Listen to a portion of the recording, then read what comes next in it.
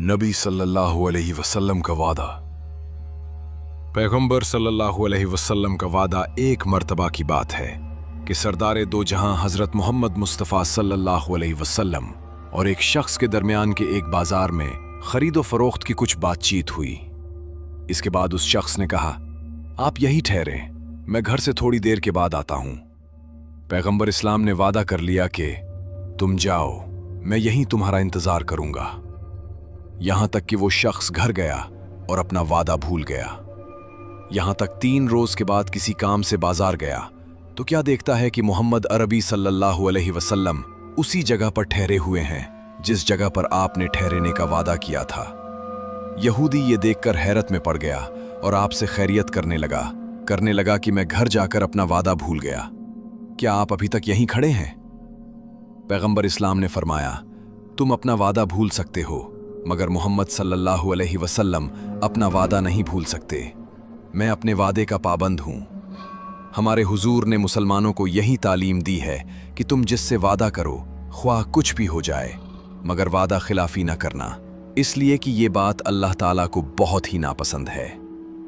ऐ बच्चों, इस्लाम ही ऐसा मजहब है जो तमाम दुनिया के इंसानों को नेकी और भलाई का रास्ता बताता है। इसलिए तुम खुद इसी रास्ते पर चलो और दूसरों को इस्लाम की सच्चाई की तालीम दो।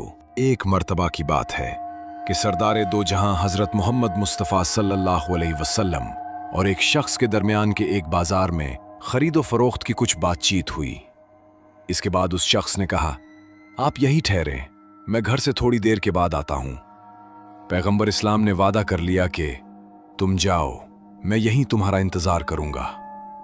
यहां तक कि वो शख्स घर गया और अपना वादा भूल गया।